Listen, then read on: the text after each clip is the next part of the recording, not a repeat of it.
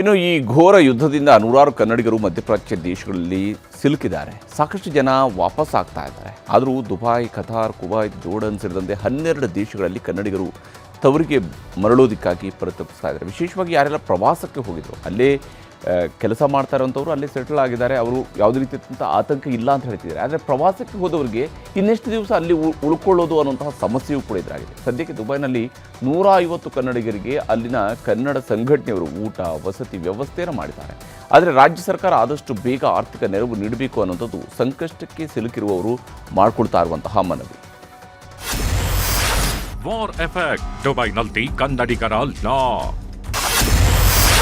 ಕನ್ನಡಿಗರ ಆಸರೆಗೆ ನಿಂತ ದುಬೈ ಕನ್ನಡ ಸಂಘ.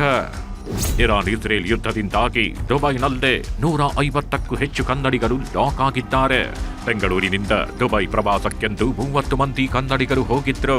ವಿಮಾನ ಹಾರಾಟ ಬಂದಾಗಿದ್ರಿಂದ ದುಬೈನಲ್ಲಿ ಸಿಲುಕಿದ್ದಾರೆ.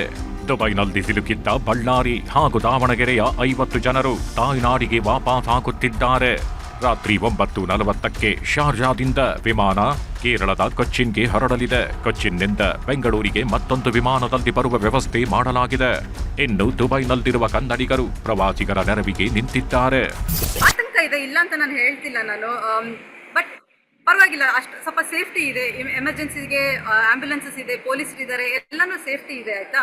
ಸೊ ನಾನು ರೆಸಿಡೆಂಟ್ ಆಗಿರೋದ್ರಿಂದ ನನ್ನ ಕಡೆಯಿಂದ ಇದನ್ನ ನಾನು ಹೇಳಬಲ್ಲೆ. ಎಲ್ಲರಿಗೂ ಒಂದು ವ್ಯವಸ್ಥೆ ಅಂತ ಮಾಡಿರೋ ಜಾಗ ಹೆಸರು ಬಂದು, ಹೋಟೆಲ್ ಹೆಸರು ಬಂದು ಎಕ್ಸ್ಕ್ಲೂಸಿವ್ ಮೇಪಲ್ಸ್ ಹೋಟೆಲ್ ಅಪಾರ್ಟ್ಮೆಂಟ್ ಅಂತ ದುಬೈ ಮೈಸೂರಲ್ಲಿದೆ. ಇದು ನಾನು ನಿಮಗೆ ಜಸ್ಟ್ ಒಂದು ವ್ಯೂ ತೋರಿಸ್ತೀನಿ. ದುಬೈ ಅಂದ್ರೆ ಇದು ನಾರ್ಮಲ್ ಇದೆ ಅಂತ ಸದ್ಯಕ್ಕೆ.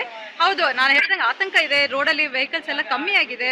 ಸೊ ಗೌರ್ಮೆಂಟ್ ಕಡೆಯಿಂದ ಒಂದೇ ಒಂದು ಅವ್ರ ಕಡೆಯಿಂದ ರಿಕ್ವೆಸ್ಟ್ ಅಂದ್ರೆ UAE ಗೌರ್ಮೆಂಟ್ ಕಡೆಯಿಂದ ಏನ್ ರಿಕ್ವೆಸ್ಟ್ ಅಂದ್ರೆ, ಅವಶ್ಯಕತೆ ಇದ್ರೆ ಮಾತ್ರ ನೀವು ಹೊರಗೆ ಕಾಲಿಡಿ. ಕನ್ನಡಿಗರ ನೆರವಿಗೆ ದುಬೈ ಕನ್ನಡ ಸಂಘದಿಂದ ಮೂಲಭೂತ ಸೌಕರ್ಯ ಒದಗಿಸಲಾಗಿದೆ. ಉಳಿದವರಿಗೂ ಆರ್ಥಿಕ ನೆರವಿನ ಅಗತ್ಯವಿದೆ. ಹೀಗಾಗಿ ದುಬೈ ಕನ್ನಡ ಸಂಘ ಕರ್ನಾಟಕ ಸರ್ಕಾರದ ಬಳಿ ನೆರವು ಕೇಳಿದೆ. ಕರ್ನಾಟಕ ಧನ ಸಹಾಯ ಮಾಡಿದ್ರೆ ಎಲ್ಲರಿಗೂ ಸೌಲಭ್ಯ ಸಿಗಲಿದೆ ಎಂದು ದುಬೈ ಕನ್ನಡ ಸಂಘದ ಅಧ್ಯಕ್ಷ ಶಶಿಧರ್ ನಾಗರಾಜಪ್ಪ ಸರ್ಕಾರಕ್ಕೆ ಮನವಿ ಮಾಡಿದ್ದಾರೆ. ನಾನು ಸರ್ಕಾರಕ್ಕೆ ಮನವಿ ಮಾಡೋದು ಕನ್ನಡಿಗ ಸೆಲ್ಫ್ ಲೈನ್ ಕಡೆಯಿಂದ ನೋಡಿ, ಸರ್ಕಾರ ಸ್ಪಂದನೆ ಕೊಟ್ಟಿದೆ. ಒಂದಷ್ಟು ಸಹಾಯಧನ ಕೊಡ್ತೀವಿ ಅಂತ ಹೇಳಿದ್ದಾರೆ. ಅದನ್ನ ಈ ಸಮಯದಲ್ಲಿ ಇವತ್ತೇ ಕೊಟ್ರೆ ಅದು ಉಪಯೋಗ ಆಗುತ್ತೆ. ಇಲ್ಲ ಅಂತಂದ್ರೆ ಸರ್ಕಾರದ ಪ್ರೊಸೀಜರ್ಗೋಸ್ಕರ ಕಾದ್ರೆ ಅದು ಯಾವತ್ತೋ ಬಂದು ಎಲ್ಲೋ ಹೋಗುತ್ತೆ, ಸರಿಯಾದ ಫಲಾನುಭವಿಗಳಿಗೆ ಸಿಗೋದಿಲ್ಲ, ಕ್ರೈಸಿಸ್ ಮ್ಯಾನೇಜ್ಮೆಂಟ್ಗೆ ಹೆಲ್ಪ್ ಆಗೋದಿಲ್ಲ. ಅದಕ್ಕೆ ಮುಖ್ಯಮಂತ್ರಿಗಳಲ್ಲಿ ಬೇಡ್ತಾ ಇದ್ದೇನೆ ನಾನು, ಎಲ್ಲ ನಮ್ಮ ಕನ್ನಡಿಗರ ಪರವಾಗಿ, ನಮಗೆ ರೆಸಿಡೆಂಟ್ ಅನಿವಾಸಿ ಕನ್ನಡಿಗರ ಪರವಾಗಿ ಕೇಳ್ತಾ ಇಲ್ಲ. ನಾವೆಲ್ಲ ಇಲ್ಲೇ ಇದ್ದೀವಿ, ನಮ್ಗೆ ಗೊತ್ತಿದೆ ಕಂಟ್ರಿ ಸೇಫ್ ಇದೆ ಅಂತೇಳಿ, ನಾವು ಆತಂಕ ಇಲ್ಲ. ಆದ್ರೆ ಟೂರಿಸ್ಟ್ಗಳು ಏನ್ ಬಂದಿದಾರಲ್ಲ ಕರ್ನಾಟಕದಿಂದ, ಪಾಪ ಅವರಿಗೆ ಇದು ಬೇರೆ ಜಾಗ. ಟೂರಿಸ್ಟ್ ಆಗಿ ಬಂದವರು, ನೋಡಕ್ ಬಂದವರು ಈ ರೀತಿ ಸಿಕ್ಕಾಪಟ್ಟರ ಅನುಭವ ಇರೋದ್ರಿಂದ ಹಲವಾರು ಸಮಸ್ಯೆಗಳು ಈಗಾಗಲೇ ಶುರುವಾಗಿದೆ. ಅದರಲ್ಲಿ ಒಬ್ಬರಿಗೆ ಹೆಲ್ತ್ ಅಪ್ಸೆಟ್ ಆಗಿ ನಿನ್ನೆ ಹಾಸ್ಪಿಟ್ಲಿಗೆ ಸೇರಿಸಿದ್ವಿ, ಅದರ ಒಂದಷ್ಟು ಖರ್ಚು ಬಂದಿದೆ. ಈ ತರದೆಲ್ಲ ಬರ್ತಾ ಇರುತ್ತೆ. ಇದಕ್ಕೆ ಸರ್ಕಾರ ಏನು ಭರವಸೆ ಕೊಟ್ಟಿದೆಯಲ್ಲ ಅದನ್ನ ತುರ್ತಾಗಿ ನೆರವೇರಿಸಬೇಕು. ಚಿಕ್ಕಮಗಳೂರು ಜಿಲ್ಲೆಯ ಕೊಪ್ಪ ಬಳಿಯ ಹಿರೇಕೋಡಿ ನಿವಾಸಿ ನಿಶ್ಚಿತ್ ಇರಾನ್ನ ಮರ್ಚೆಂಟ್ ನೇವಿಯಲ್ಲಿ ಕೆಲಸಕ್ಕೆಂದು ಹೋಗಿದ್ರು. ಯುದ್ಧದಿಂದಾಗಿ 6 ದಿನಗಳಿಂದ ನಿಶ್ಚಿತ್ ಪೋಷಕರಿಗೆ ಕರೆ ಮಾಡಿರಲಿಲ್ಲ.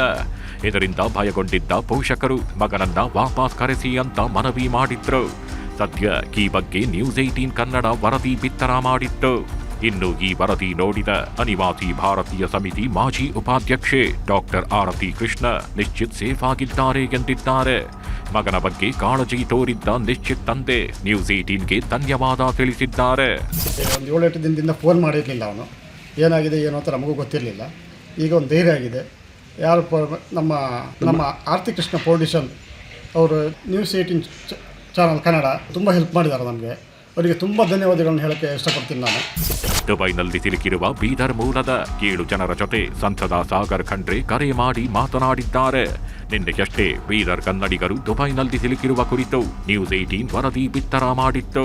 ಸದ್ಯ ವರದಿ ಬೆನ್ನಲ್ಲದೆ 7 ಜನರ ಜೊತೆ ಸಂಸದ ಸಾಗರ್ ಖಂಡ್ರೆ ಮಾತನಾಡಿ ಆತ್ಮಸ್ಥೈರ್ಯ ತುಂಬಿದ್ದಾರೆ. ಅಲ್ಲದೆ ಶೀಘ್ರದಲ್ಲೇ ಭಾರತಕ್ಕೆ ಕರೆತರೋದಾಗಿ ಭರವಸೆ ನೀಡಿದ್ದಾರೆ. ಸದ್ಯಕ್ಕದು ಏನದ ಏರ್ ಕ್ಲಿಯರೆನ್ಸು ಕರೆಕ್ಟಾಗಿ ಅವ್ರಿಗೆ ಸಿಗ್ತಾ ಇಲ್ಲ. ಸ್ವಲ್ಪ 2-3 ಫ್ಲೈಟು ಅವರು ಎಷ್ಟಾಯ್ತು ಅಷ್ಟು ಬಿಡ್ಲತ್ತಾರೆ. ಯಾಕಂತ ಕಂಟಿನ್ಯೂಸ್ ಸ್ಟ್ರೈಕ್ ಆಗ್ಲತ್ತವಲ್ಲ. ಈಗ ಆಲ್ರೆಡಿ ಬೀದರ್ದಿಂದ ಬಹಳ ಜನ ಅದಾರ ದುಬೈನಲ್ಲಿ. ಹೌದೌದು, ಅದು ನೀವು ವೇಟ್ ಮಾಡ್ರಿ ಸರ್, ನಾನು ನಿಮಗೆ ಹೇಳ್ತೀನಿ. ಈಗಾಗಲೇ ನಾವೆಲ್ಲ ನಮ್ಮ ಸ್ಟೇಟ್ ಗೌರ್ಮೆಂಟ್ CM ಮತ್ತು ನಮ್ಮ ಎಂಬಸಿದವ್ರಿಗೆ ಎಲ್ಲರ ಜೊತೆ ನಾವು ಸಂಪರ್ಕದಾಗಿದ್ದೀವಿ. ಈ ಮಧ್ಯೆ ಬೆಂಗಳೂರು ವಿಮಾನ ನಿಲ್ದಾಣದಲ್ಲಿ 34 ವಿಮಾನಗಳ ಹಾರಾಟ ರದ್ದು ಮಾಡಲಾಗಿದೆ. ಅಬುಧಾಬಿ, ರಿಯಾದ್, ಜದ್ದಾ, ದಮಂ, ದುಬೈ, ದೋಹಾ ವಿಮಾನಗಳು ರದ್ದು ಮಾಡಲಾಗಿದೆ. ಯುದ್ಧ ಭೀತಿಯ ನಂತರವಷ್ಟೇ ಓಪನ್ ಆಗಲಿದ್ದು ಯಾವಾಗ ಓಪನ್ ಆಗತ್ತೆ ಅನ್ನೋ ಟೆನ್ಷನ್ ಮೂಡಿದೆ. Bureau report, news 18.